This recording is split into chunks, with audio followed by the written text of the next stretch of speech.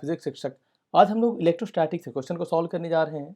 ये क्वेश्चन कहता है कि uniformly distributed 3 dielectric solid sphere होता है जिसमें एक का चार्ज Q होता है, दूसरे का 2Q और तीसरे का 4Q होता है। एक का रेडियस R/2, दूसरे का R होता है और तीसरे का 2R होता है।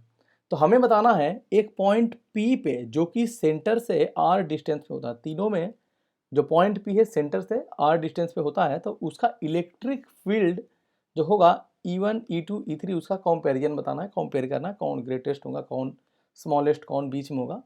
तो इसके लिए हम लोग गॉस लॉ देखते हैं। वो होता है closed integral of E vector dot ds vector is equal to Q inside upon epsilon not.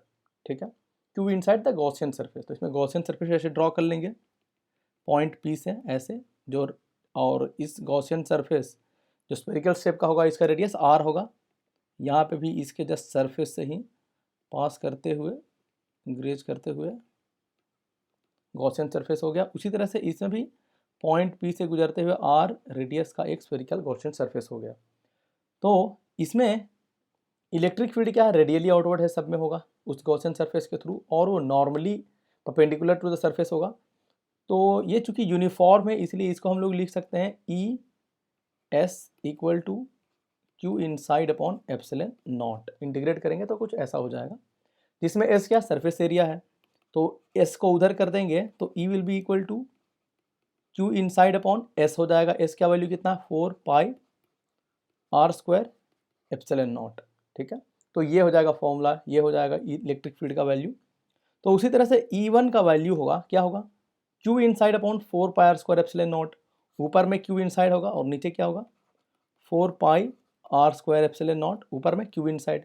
उसी तरह से E2 का क्या होगा, ऊपर में Q इनसाइड, नीचे क्या होगा, 4 pi R square epsilon not. इसमें E3 का वैल्यू क्या होगा, Q inside upon 4 pi R square epsilon not. तो R तो तीनों का सेम ही है क्योंकि पॉइंट P R डिस्टेंस पे है, तो इसलिए नीचे सेम है। बस Q इनसाइड जो है, जो Q इनसाइड है तीनों का वैल्यू अलग अलग होगा, तो हम लोग वही निकालते हैं। तो इसमें इस गॉसियन सरफेस के अंदर टोटल चार्ज कितना है, Q, तो यहाँ पे हो जाएगा Q इनसाइड का वैल्यू Q।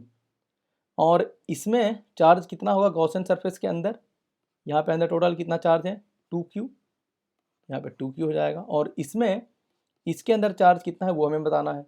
टोटल चार्ज इसका 4Q है, तो इसके अंदर चार्ज कैसे पता चलेगा, इसका वॉल्यूम क्या है, 4/3 पाई R क्यूब, और टोटल वॉल्यूम क्या है, 4/3 पाई, रेडियस 2R है तो 2R का क्यूब होता है 8R क्यूब। इसका मतलब इसका जो वैल्यू है इसका 8 गुना ये वाला वैल्यू है।